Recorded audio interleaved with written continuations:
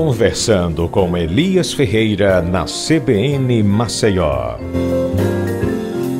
Oferecimento: Ordem dos Advogados do Brasil, Seccional Alagoas, Sindicato dos Médicos do Estado de Alagoas e Detran Alagoas. Olá você, uma boa tarde. Estamos iniciando mais um Conversando com Elias Ferreira. Eu acredito de fato nisso. Acho que é conversando que a gente compreende, e compreendendo a gente age melhor. Compreendendo, a gente tem atitudes que são mais eficazes. Compreendendo, a gente se entende. Eu estou aqui para discutir um assunto que é de absolutamente interesse de todo cidadão. Até daquele cidadão que não compreende absolutamente nada sobre o que a gente vai discutir aqui.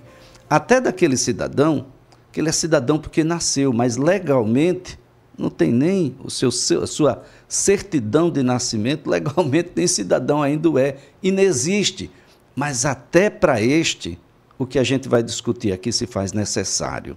Eu estou aqui com o doutor Marcos Herar, professor, doutor da Faculdade de Direito da Universidade Federal de Alagoas, uma das mentes mais brilhantes, viu? Isso é por minha conta, que digo aqui, quando o assunto é direito civil, quando o assunto é código civil, quando o assunto, gente, é aquilo que a gente faz todos os dias, em todos os sentidos, de todas as formas. Doutor Marcos Herar, era uma entrevista que eu já queria repetir há algum tempo. Nós temos, acho que uma década por aí que não conversamos, mas é um prazer sempre tê-lo por aqui. Uma ótima tarde. Obrigado pelo convite, amigo. Bom, nós estamos aí com, a gente pode chamar mesmo de reforma do novo Código Civil, que já tem um tempão aí, ainda é novo, professor? A história é mais ou menos a seguinte: a gente tem uma lei aí que está em vigor desde 2003 no Brasil.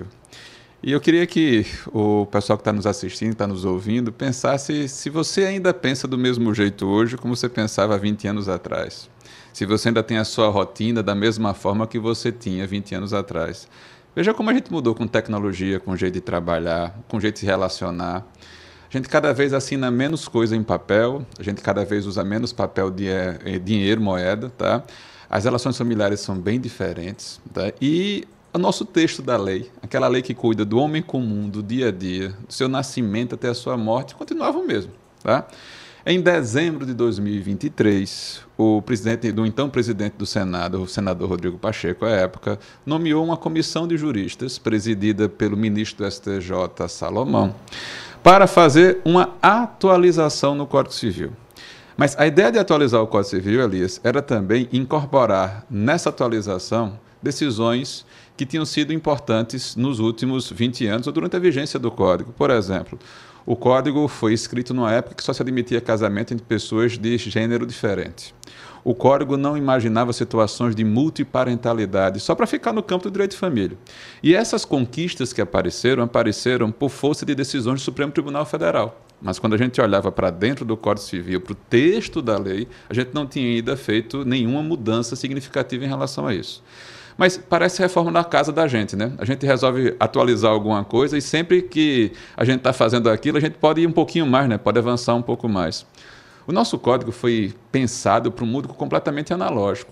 A versão do texto que a gente chama de Código Civil hoje, quando ela foi criada, não havia internet, para você ter uma ideia. Então, resultado, a comissão, além de fazer o trabalho inicial de atualização, aproveitou e deu um passo a mais, tá? E aí começam as discussões. Alguns dizem que mais da metade do código foi alterado. Eu acho que é um pouquinho de exagero nisso, porque grande parte das mudanças, às vezes, diz respeito a uma bobagem de um termo, mas que tem uma significância pessoal e social para as pessoas muito grande. A união estável foi equiparada aos poucos, nos seus efeitos, aos mesmos direitos e deveres de quem está casado, por exemplo. Mas o nosso código sempre se refere a cônjuge, não se referia a companheiros, por exemplo. E a gente tinha uma interpretação a partir de decisões do Supremo Tribunal Federal que diziam, olha, onde está escrito cônjuge, você leia também companheiro ou convivente. Mas a gente não tinha isso efetivado na legislação. A comissão tratou disso. É um novo Código Civil? Não. É uma simples atualização, depende do livro que você está se referindo. Na parte de família e sucessões, a gente tem mudanças significativas. E a gente passa a ter um novo livro no Código Civil, que passa a tratar de direito civil digital, Elias. Tá? Então, veja, não é uma simples atualização no momento que você acrescenta novos artigos. Você não se limita apenas a ajustar o que já existe. Mas a pergunta é, chame de atualização, chame de novo código. A gente precisa voltar a discutir o direito civil? Precisa, porque o nosso mundo não é o mundo de 20 anos atrás. Olha só, isso é uma coisa bastante interessante, porque, por exemplo, quando a gente vai discutir Constituição, a gente sempre toma como base de que é uma Constituição principiológica, de que os princípios passam a nortear todo o demais que vem a seguir. Parece-me que o Código de Defesa do Consumidor seguiu quase que à risca, e a gente mesmo, sendo de antes do digital, ele consegue se adequar, ele meio que é um mutante, é mais maleável. A gente não conseguiu mesmo com o Código Civil? A gente tem limites para isso, tá? Então, o texto do Código dizia assim, o casamento é uma família formada por um homem e por uma mulher. Ao mesmo tempo que a Constituição dizia que você não podia fazer distinção, levando em consideração o gênero, para limitar direitos e deveres. Isso é um exemplo claro que precisou de uma decisão do nosso Supremo Tribunal Federal para tratar do assunto. O nosso código falava de um pai e de uma mãe, e a gente passou a admitir em situações excepcionais casos de multiparentalidade em relação a isso. Tá?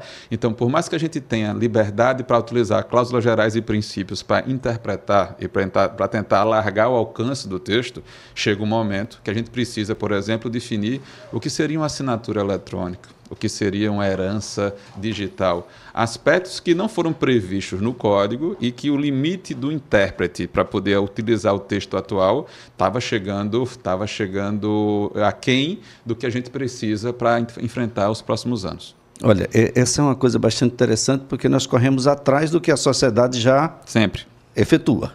Isso já está na vivência das pessoas. A gente já pode falar em poliamor como sendo um ponto que a gente não vai mais discutir, ele vai estar lá contido nessa modificação do Código Civil? Não, porque a modificação que foi proposta pela comissão, pelo menos neste ponto que a gente está falando agora, ela se limita a pegar decisões do Supremo Tribunal Federal e do STJ que foram consolidadas e trazer para dentro do Código. Quando o Supremo Tribunal Federal analisou a possibilidade de famílias simultâneas, ele negou essa possibilidade. Tá? Então, no Brasil, você pode ter vários relacionamentos, mas um de cada vez. Você não pode ter relacionamentos simultâneos. Mas, Marcos, eu tenho um relacionamento simultâneo. O que é que acontece? O seu segundo relacionamento não vai ter a proteção do primeiro relacionamento. Que proteção estou me referindo? Proteção à herança, proteção a alimentos, tá? E que fazem diferença. E eu acho que você começou muito bem, foi muito feliz quando disse que às vezes as pessoas não dão valor ao Código Civil e não entendem como ele interfere na sua vida. Mesmo que você não tenha precisado lê-lo e consultá-lo, ele está incidindo na sua vida todos os dias. No jeito que você compra, no jeito que você vende, no jeito que você decide casar, na sua relação com seus filhos e até para depois da morte. Como é que vão ficar os direitos daqueles que vão suceder o falecido? Bom, então o direito já começa antes da gente nascer. Perfeito. E o Código já prevê. Já prevê isso. O direito não interessa se eu nasci e tirei uma certidão de nascimento ou não. Não. Ele está em vigor para mim também. Os direitos de personalidade incidem desde o momento que você respira, tá? Saiu da barriga da mãe, respirou, você passa a ser sujeito, como sujeito pessoa natural, e a partir daí você tem os seus direitos.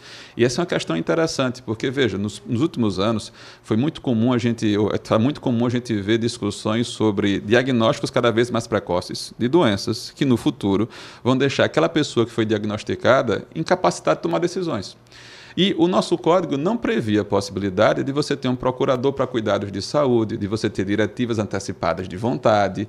E essas questões agora vão passar a ser retratadas, Elias. O nosso código, que entrou em vigor em 2003, ele ainda tratava os animais como se fossem uma cadeira, uma mesa, um objeto qualquer. Não reconhecia o status de ser senciente, que pode ser maltratado, que precisa de um tratamento específico. Mas aqui vale a pena fazer um disclaimer para quem está nos ouvindo. Muita gente está na expectativa de que o projeto de atualização resolva definitivamente a questão dos animais. Isso não vai acontecer. A proposta da comissão foi que o direito aplicável aos animais deve ser estabelecido por uma lei específica, uma lei especial. Essa lei ainda não existe. E enquanto essa lei não for estabelecida, vale para os animais, no que couber, o mesmo tratamento dos bens móveis, tá certo? Então, a gente ainda não vai poder falar, por exemplo, Elias, de guarda dos animais, tá certo? A gente vai falar, por exemplo, de repartição das despesas. Que assim como eu posso ser proprietário de um imóvel com você, a gente vai ter que repartir as despesas de manutenção. Se um casal decide comprar um cachorro ou um gato e depois vão se divorciar, vão ter que disciplinar também, assim como vão disciplinar o destino dos bens, de quem vai ser a responsabilidade pelo cuidado com aqueles animais. Agora, é algo que precisa ser muito bem pensado, né, doutor? Fico imaginando aqui que quando a gente fala aqui nos animais, aqui no Brasil, nós estamos nos referindo quase que na totalidade em cães e gatos. Normalmente a gente tem uma visão restritiva disso e a gente não pensa nos animais que estão nas fazendas, nos animais para pesquisas científicas, nos animais que servem de suporte emocional. Então, é uma das dificuldades de você regulamentar. No mundo inteiro, estão se discutindo formas de regulamentar a atuação animal, mas vejam, alguns medicamentos, algumas vacinas dependem de você fazer experimento em animais. Tá? A gente precisa levar em consideração que a gente se alimenta de animais também. Então, quando você vai estabelecer uma regulamentação, a gente pensa em cão e gato, mas tem gente que cria outros animais como bichos de estimação. De estimação. Eu fico imaginando aqui, puxei cão e gato pela vida muito precoce. Perfeito. Que tem. Tem uma vida muito pequena. Como é que fica a sucessão nessas condições? Quem sucede depois de uma vida tão pequena?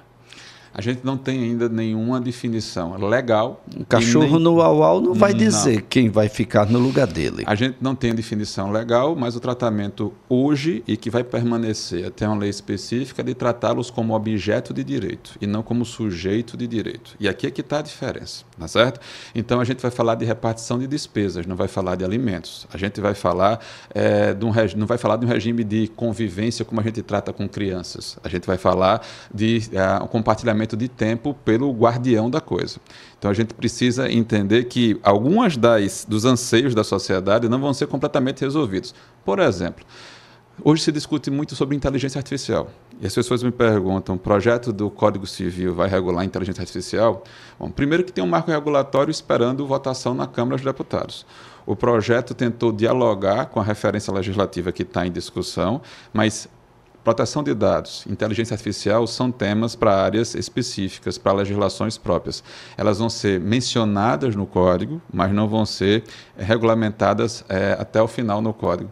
E, aliás, olha como o tempo vai passando e a gente vai tendo que enfrentar novas situações. A comissão foi nomeada em dezembro de 23, entregou um projeto em abril de 24. De abril de 24 até dezembro de 24, nada aconteceu formalmente. Só no final de janeiro de 2025 é que o presidente do Senado, deixando a presidência, como senador, protocolou o projeto, que é o número 4 de 2025. Vai ser nomeada uma comissão para lidar com isso. E essa comissão ainda não começou a trabalhar. Mas o Código Civil já foi alterado. Ou seja, da data que a comissão de juristas entregou o projeto até hoje, a gente teve uma alteração super relevante que diz respeito à taxa de juros. No Brasil, agora a gente tem uma taxa legal de juros calculada pelo Banco Central, cujo o acesso você pode fazer na calculadora do cidadão no site do Banco Central, e que quando a comissão dos juristas sentou para pensar as alterações no código, elas não pensaram na solução que o Congresso Nacional resolveu adotar meses depois. Então, quanto mais tempo a gente espera que o Senado se debruce sobre o projeto, a vida não espera, as coisas vão acontecendo. Para você ter uma ideia, o PL 4 2025 é um de mais de 80 projetos em tramitação para mudar o Código Civil. E esse é o desafio. Então, por exemplo, a Corregedoria Nacional de Justiça editou um código de normas. E, ao editar um código de normas, criou vários provimentos, ou unificou vários provimentos que, indiretamente, vão afetar matérias que vão lidar com o Código Civil. Qual foi o mote da comissão? A comissão tentou desburocratizar um pouco, extrajudicializar as coisas. Vou dar um exemplo. Hoje, os casados podem mudar o regime de bens do casamento, mas, para tanto, precisam de autorização judicial. A proposta da comissão é, se eu posso casar e posso me divorciar no cartório em condições específicas, por que para mudar o meu regime de bens eu tenho que bater na porta do judiciário e pedir autorização para o juiz para fazer isso? Porque eu também não faço isso de modo extrajudicial. A A gente tem questões interessantes e são bem polêmicas que dizem respeito à proteção do bem de família. O único imóvel residencial que uma pessoa possui, como regra geral, não pode ser utilizado para pagamento de dívidas. Mas o que dizer de casos famosos no Brasil, como de banqueiros, tá? Eu estou me referindo a um dos dirigentes do Banco Santos, que quando o banco entrou em crise, ele acabou com um único imóvel que valia mais de 5 milhões de reais. E vários credores tentando receber os valores que ele estava devendo, mas como ele concentrou todo o patrimônio dele num único imóvel, como regra geral, aquela casa não poderia ser tocada para pagamento das dívidas. Por que não pegar bens de alto valor e garantir que uma parte desse valor possa ser utilizada para pagar aos credores? Essa é uma discussão que a gente vai ver dentro do código. Mas na imprensa o que está chamando a atenção, Elias, é outro ponto que às vezes causa polêmica. Sabe o que é, Elias? É a concorrência sucessória. Nos termos da legislação de hoje, quando alguém falece e não deixa testamento, tá? São herdeiros necessários, aqueles herdeiros que você não pode afastar, os seus descendentes, o seu ascendente e o seu cônjuge. Imagina a situação, Elias, de alguém que ficou viúvo, casa novamente, e quando falece, sobra a segunda esposa e os filhos do primeiro relacionamento. E os filhos do primeiro relacionamento descobrem que parte do patrimônio que o pai fez durante o primeiro relacionamento dele também vai ser partilhado com a segunda esposa. Isso causa, às vezes, surpresa para alguns, às vezes revolta, mas é assim que a legislação está estabelecida há 22 anos. Às vezes as pessoas não têm conhecimento disso. Mas esse é um ponto que o Código vai flexibilizar, ou seja, vai se garantir que descendentes e ascendentes, os seus filhos e os seus pais, continuem como herdeiros necessários, mas se a proposta passar do jeito que foi apresentada ao Senado, e a gente tem um si bem grande aí, acabaria a possibilidade de concorrência sucessória para o cônjuge. E aí você vai dizer assim, mas as mulheres vão ficar desprotegidas? Bom, para qualquer pessoa que é cônjuge, mulheres, homens, tá? Indiferentemente. Mas o fato é o seguinte, é que vai obrigar a gente a pensar um pouquinho sobre o futuro. Às vezes a gente chega lá no cartório para casar e você tem vários regimes de bem para escolher e você acaba escolhendo o regime legal, até por falta de orientação, por falta de informação. As pessoas odeiam falar sobre testamento, as pessoas não gostam de pensar o que vai acontecer para depois com os seus sucessores. E o Código dá um espaço maior para autonomia, dá um espaço para você poder trabalhar isso, para você estabelecer qual é o destino dos seus bens num testamento, para você decidir, por exemplo, proteger os interesses do seu cônjuge em vida, fazendo uma doação. Os contratos, é isso? Isso. Seria o planejamento patrimonial durante a vida que vai ter efeitos sucessórios. Isso aqui ficou meio que uma coisa de internet, de alguém que quer, bom, como se diz aí no linguajar da internet, lacrar. Isso não é coisa só de artista, é isso que precisa ficar muito claro. Elias, o caso mais comum de eu receber no escritório são de pessoas que perdem um parente querido de repente, tá? E além da dor da perda, descobrem que não tem dinheiro para pagar os impostos para transferir os bens e regularizar os bens. Esse é um ponto de discussão bastante interessante. Normalmente, num conflito familiar, na frente de um magistrado, para o bem não ficar para um nem para outro, diz, não, eu gostaria que o senhor colocasse no nome do nosso filho. E quem vai pagar a conta? E quem vai pagar para transferir? E quem vai pagar o município o valor da transferência dos bens.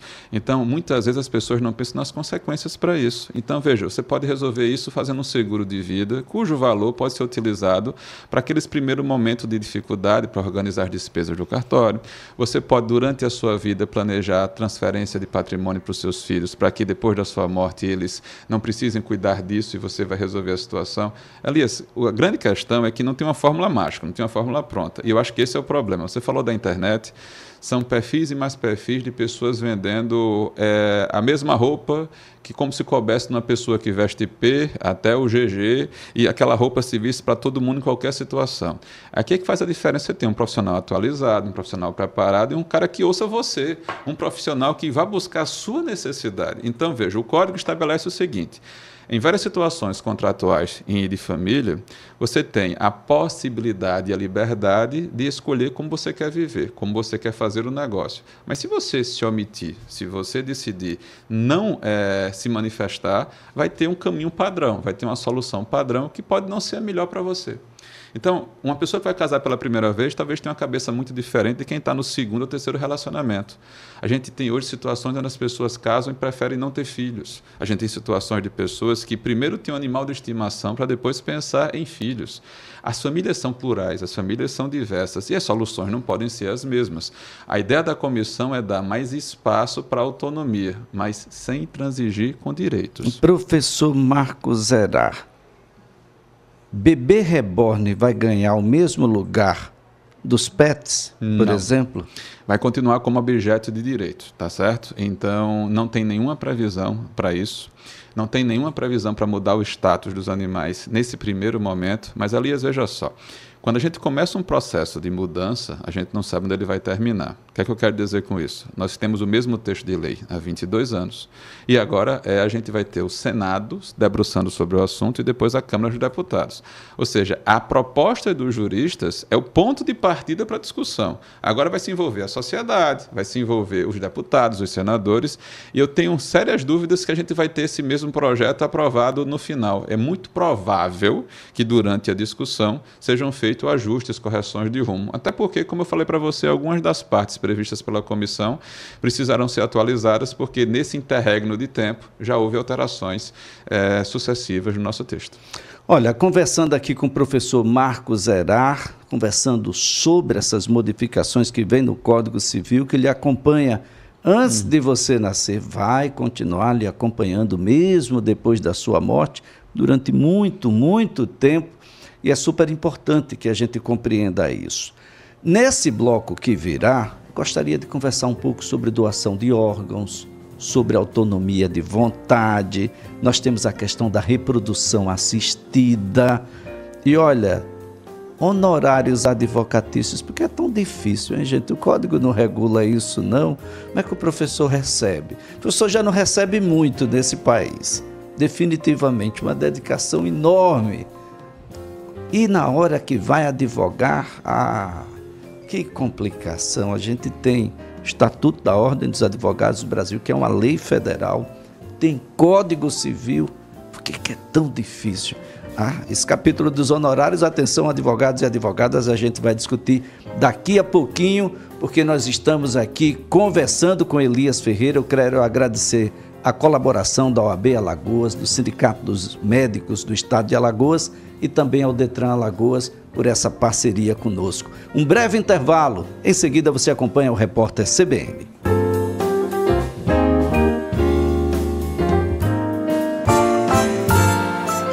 Conversando com Elias Ferreira. Oferecimento: Ordem dos Advogados do Brasil, Seccional Alagoas, Sindicato dos Médicos do Estado de Alagoas e Detran Alagoas. Estamos de volta conversando com Elias Ferreira, hoje recebendo aqui em nossos estudos o professor Marcos Zerar, professor, doutor da Faculdade de Direito da minha querida Universidade Federal de Alagoas. Goste da Universidade Federal de Alagoas, defenda a Universidade Federal de Alagoas. Onde ela chegou, ela modificou para melhor a vida de todo mundo. Defendam as instituições federais de ensino superior, não só a UFAL, o IFAL também, o Instituto Federal, porque essas instituições, elas modificam as pessoas. E não há nenhuma possibilidade da gente modificar nenhum lugar se a gente não começar modificando as pessoas. Goste da Universidade Estadual de Alagoas, a UNEAL. Eles cumprem um papel extremamente relevante, imprescindível, insubstituível na nossa sociedade. A gente volta a conversar sobre o Código Civil, as modificações. Eu deixava no bloco anterior, professor Marcos, nós temos questões de reprodução assistida. Meu Deus, isso vai ser uma confusão naquele congresso, não vai ser fácil. Nós temos a questão da doação de órgãos. Aliás, nós tivemos aqui no estado de Alagoas um crescimento substancial das autorizações para que essas doações fossem possíveis, e nós já fizemos, Deus, agora em hospital público do estado de Alagoas, até transplante de coração. A gente termina melhorando, né? E melhorando, a gente ajuda também nessa passagem aí do Congresso em relação a esses pontos que são bastante polêmicos. São polêmicos, Elias, principalmente porque na matéria da doação de órgãos, por exemplo, a gente tem o direito do sujeito, da pessoa, de decidir qual o destino que ele quer dar para os seus órgãos. Só que a legislação em vigor hoje autoriza que a última palavra seja da família. A proposta da comissão é que, se a pessoa em vida tiver manifestado a sua vontade, deve prevalecer a vontade do titular, do sujeito, do dono dos órgãos. E só seria consultada a família se houvesse omissão em relação a essa matéria. Essas questões que envolvem, que você falou de reprodução assistida, estão num campo que mistura bioética com direito. E aí a gente tem normas que dizem respeito à moral e normas que dizem respeito à técnica jurídica. E aqui começa o problema. A gente tem hoje um vácuo legislativo enorme, tá? Uma omissão do Congresso de se debruçar, de efetivamente ouvir todos os lados e debater sobre isso. Então, vamos pegar, por exemplo, a possibilidade que existe em alguns países de barriga de aluguel, pessoas que recebem para gerar o filho de outras pessoas. O projeto do Código Civil trata do assunto e veda essa possibilidade. Você teria a possibilidade de barrigas solidárias. Pessoas que comprovadamente não tivessem condições de saúde para gerar os seus próprios filhos, poderiam contar com a solidariedade de outra pessoa para poder fazer isso. Marcos, isso já existe hoje, existe via resolução do Conselho Federal de Medicina. Mas a resolução do Conselho Federal de Medicina, ela é dirigida para os médicos. O Código Civil regula a relação entre as pessoas. E aí, veja só, você tem o pai, a mãe e aquela pessoa que vai receber o embrião para gerar o filho que não vai ser dela, tá certo? Então, a resolução do Conselho de Medicina não vai tratar de todos os aspectos relacionados a isso. Por exemplo, ali, as clínicas de reprodução humana.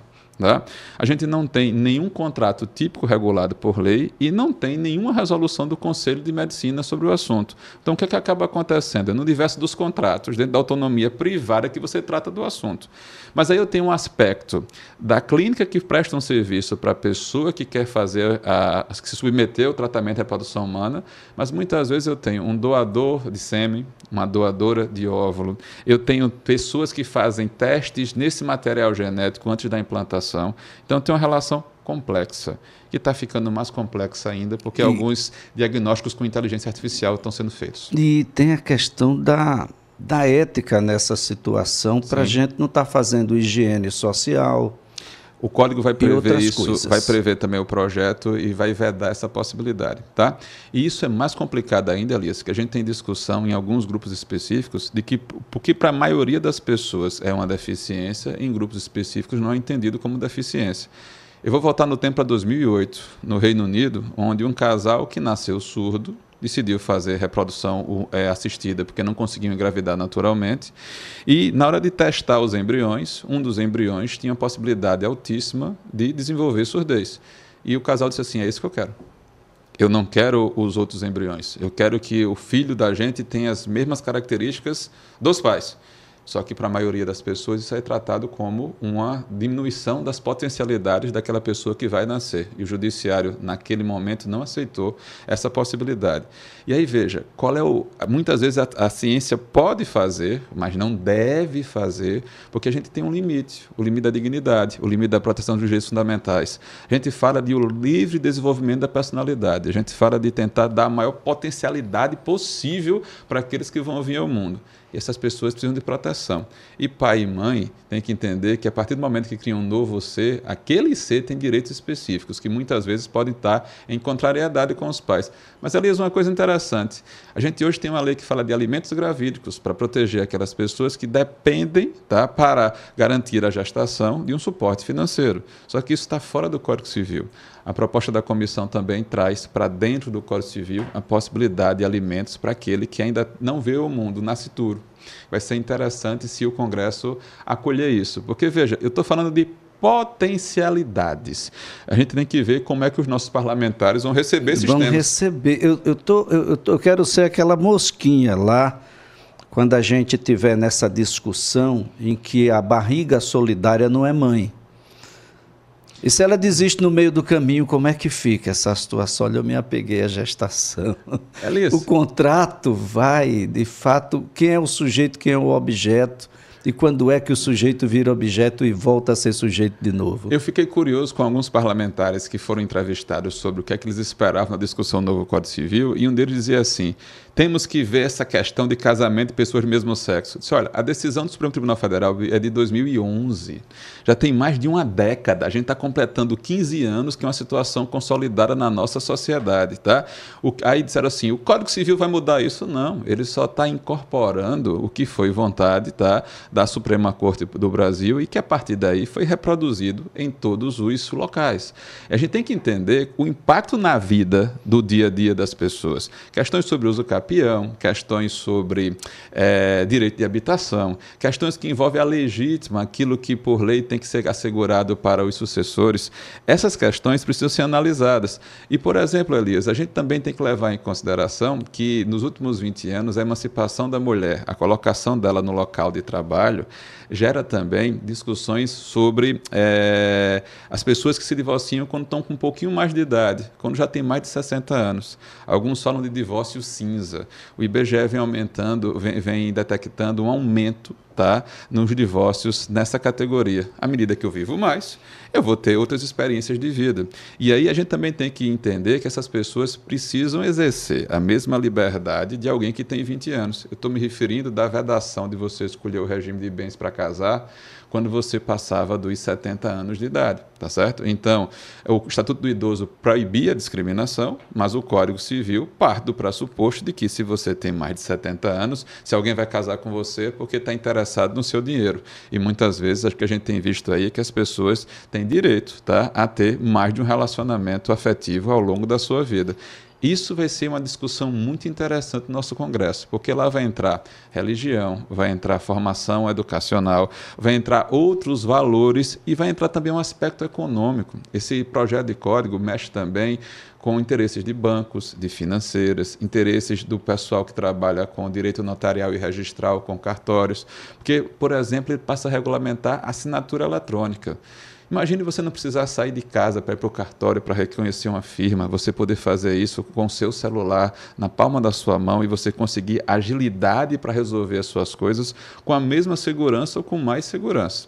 Então a gente tem um movimento de desburocratizar, um movimento de desjudicializar e um movimento de você incorporar a tecnologia no nosso dia a dia. Só que isso tem que ser feito com segurança.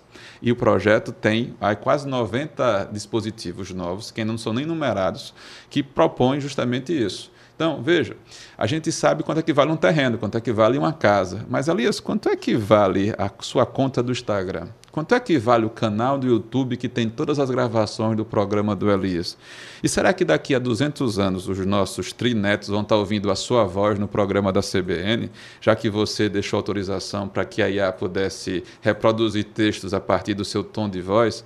Essas discussões a gente precisa ter no Congresso agora, porque dizem respeito à nossa vida e como é que a gente vai querer exercê-la daqui para frente. Eu tenho muito receio de que o momento não seja o melhor. Sim. Pela composição e pela opção dos nossos parlamentares pelas pautas de costume. E esse código, ou as modificações que nós estamos tratando aqui, as pautas de costume não resolvem. Não resolve. Atrapalham e muito. Eu fico imaginando aqui divórcio unilateral. Sim. Cartorial. Não mais judicial, mas cartorial. Porque a gente não vai no cartório para se unir. E ninguém pergunta se tem certeza no cartório. E ninguém pergunta se tem certeza. Por que a gente não pode ir ao cartório para a gente desfazer? E veja, você citou um caso bem interessante. O divórcio no Brasil não era permitido até 77. Então, há menos de 50 anos atrás, aquele que está nos ouvindo, provavelmente a sua avó, quando casou, não podia se divorciar. De 77 para cá, primeiro você podia se divorciar, mas tem que pensar bem ali, você só podia se divorciar uma vez. Só depois, e a partir de 88, que a gente tinha a configuração atual do divórcio. Mas, Elias, o divórcio exigia que você ouvisse o outro, que concordasse com aquilo para você fazer no cartório, ou você esperar a contestação da ação para que o juiz decretasse o divórcio.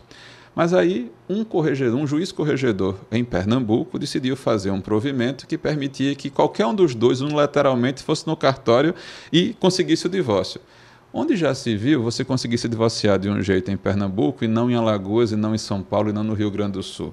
Imagine a insegurança disso. Então, naquele momento, a ideia foi uma ideia pioneira, uma ideia muito importante, mas a maneira de fazer isso é dentro do Código Civil, para que você tenha um tratamento uniforme onde você chegue. O contrato que você faz no Rio Grande do Sul tem que ser o mesmo contrato que você faz em Alagoas. Os direitos de quem é casado na Paraíba precisam ser os mesmos de quem é casado em São Paulo. A gente não pode ter tratamento diferente em relação a isso.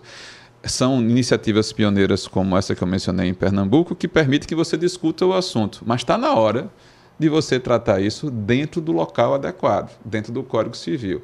E o Congresso precisa legislar para todos os brasileiros. Você não pode deixar invisível, excluir uma parte e um grupo porque você não concorda com os valores religiosos, você não concorda com a opinião de vida. Então, veja, em 77, quando o Congresso foi debater a emenda constitucional que permitiu o divórcio, se dizia assim, a família vai acabar.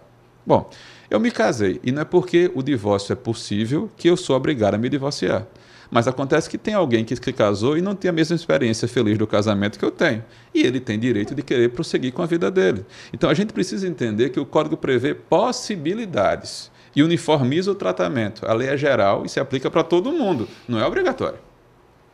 E esse é o ponto de diferença. Bom, como é que o Código vai tratar ou trata aqueles brasileiros que são, diferentes da regra do brasileiro? Por exemplo, o indígena, que é natural, indígena, que ainda está pouco ou nada aculturado, regiões quilombolas que ainda estão também preservada ainda a sua cultura e que não tem uma ideia, uma noção muito exata do que seja isso, doutor.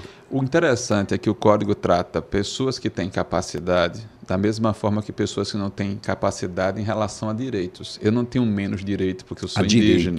Tá? Isso que é importante. O indígena, o quilombola, a pessoa que não tem o discernimento completo, elas não vão ter menos direito por conta disso. O Código precisa integrar a comunidade e precisa assegurar a efetividade desses direitos. Esse é um ponto inegociável no texto. Isso não vai sofrer alteração nenhuma. Mas, aliás, tem uma categoria que, infelizmente, cresce no Brasil, que é dos endividados.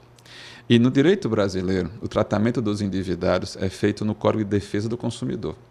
Então, se você se endivida para você fazer compras no comércio em geral, você teria proteção do CDC. Mas se você está devendo o seu condomínio, se você está devendo alimentos, essas dívidas de natureza civil, não tem natureza de consumo.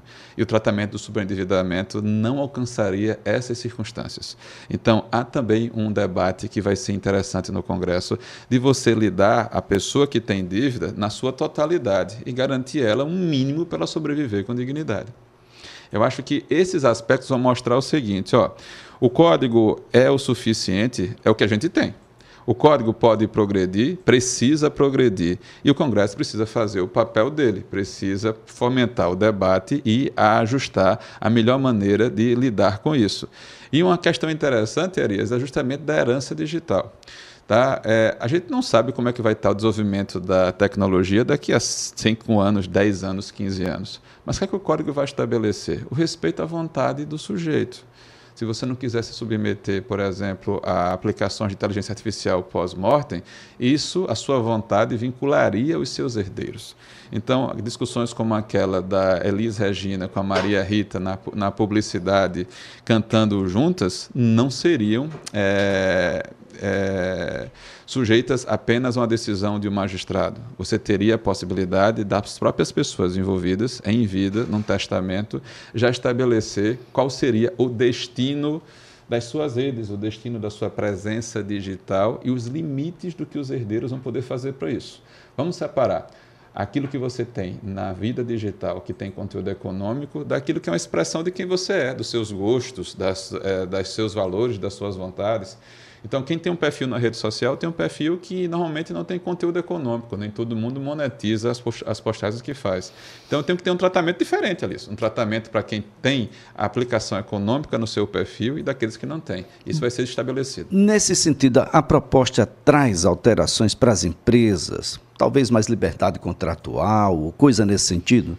Tem uma grande parte da reforma que trata de direito contratual e liberdade e impondo ao juiz que em situações contratuais simétricas, paritárias, equilibradas, ou seja, quando as pessoas estão numa mesa em condições de igualdade, aquilo que foi pactuado, sobretudo em situações excepcionais, vamos imaginar que venha outra situação no futuro, tipo uma pandemia, tá? A gente, 20 anos atrás, não pensava nisso. Mas se eu for fazer um contrato com um cliente hoje, eu vou pensar na possibilidade de, durante a execução do contrato, acontecer algo extraordinário. Então, aquilo que eles regularem no contrato prevalece. E o juiz não vai ter liberdade de interferir como ele quiser no contrato. Ele vai precisar respeitar o que as pessoas fizeram. Ressalvados os microsistemas. Por exemplo, pessoas com deficiência, idosos, consumidores, estão sujeitos a regras que são mais protetivas. Elias, quanto mais liberdade você recebe nos contratos, maior a responsabilidade que você tem nos contratos. As pessoas falam muito de responsabilidade, de liberdade, mas esquecem da responsabilidade. Tá certo? Então, as duas andam de braços dados. Se você está numa relação que você não quer que o governo interfira, que o Estado não interfira, você também precisa entender que a ausência do Estado vai gerar mais responsabilidade quem vai preparar esses contratos. Professor Marcos Herar, e a advocacia?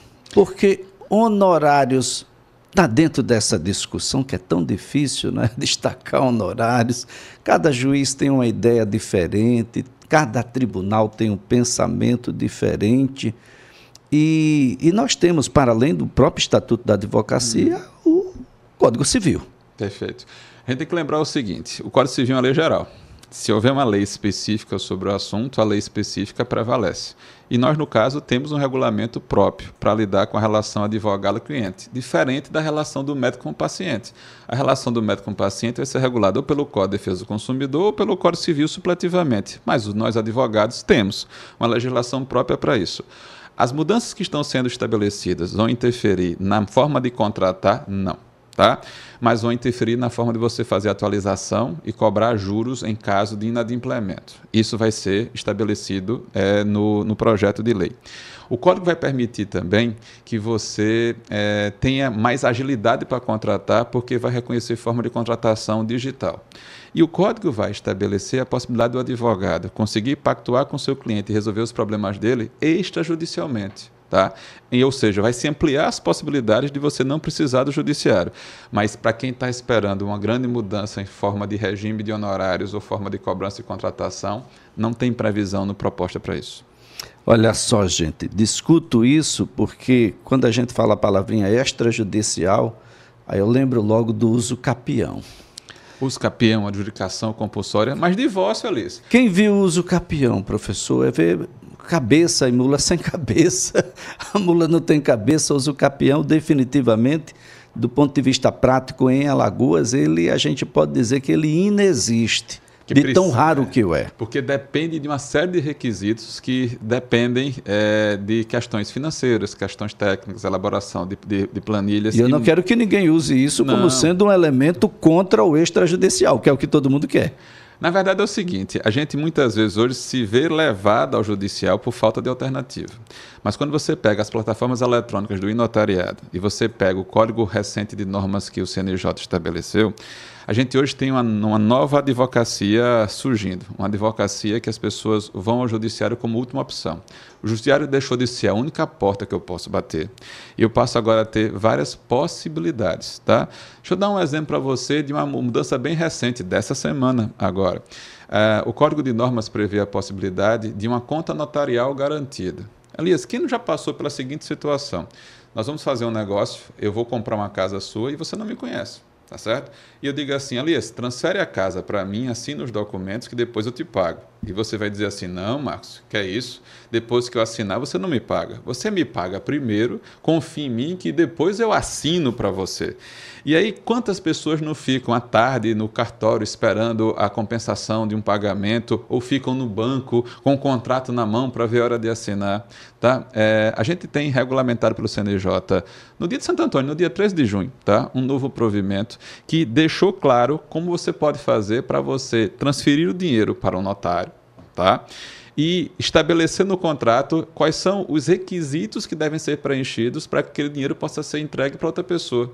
Muito parecido com o que acontece naquelas plataformas de intermediação, que você entrega o dinheiro e só você entrega ao fornecedor depois que você recebeu o produto. Agora imagine isso para você comprar e vender carros. Imagine isso para você negociar com imóveis. Se você souber operar o extrajudicial, e o custo, Elias, não é tão impeditivo assim. A resolução fala de algo sobre 0,5%. 0,08% do valor da transação, tá certo? Já estabelecendo um norte para evitar abusos por aí em relação a esse assunto. Mas sabe o que acontece? Falta conhecimento sobre isso. Nós somos formados nas faculdades para pensar no judiciário como a primeira e única opção. E a gente precisa agora entender que nós temos, às vezes, procurar a opção mais adequada e não a opção mais cara ou a pessoa mais custosa, mas aquela que vai resolver o seu problema com segurança, com rapidez e de modo definitivo. E esse profissional está em falta no mercado. Professor Marcos Zerá, é um prazer tê-lo aqui, conversando com Elias Ferreira, uma conversa muito instrutiva. Eu tenho certeza, depois a gente vai fazer, como diz o professor Gustavo Ferreira, igual o Jack. Vai fazer por partes. Nós temos 7 livros, mais um novo chegando. Temos muitas partes. Bom, mas temos muito tempo de vida, então vai dar tempo. Com certeza. Até a próxima atualização, claro. Com certeza, amigo. Vai sempre um prazer estar aqui com você. Coisa boa. A nossa conversa aqui foi com o professor Marcos Zerá, professor doutor da Faculdade de Direito da Universidade Federal de Alagoas, tentando aqui dar nortes para você acompanhar essas modificações do Código Civil, que elas virão. Nem todas do mesmo jeito que a gente falou aqui, mas elas precisam vir, porque isso já faz parte do movimento social.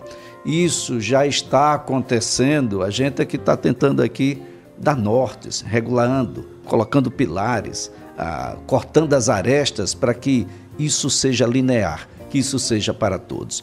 Agradecendo aqui a colaboração do Detran Alagoas, do Sindicato dos Médicos do Estado de Alagoas e da OAB Alagoas. Quero dar um beijo no coração de todo mundo e dizer que Conversando com Elias Ferreira estará de volta na próxima terça-feira, a partir das 14 horas. Até lá!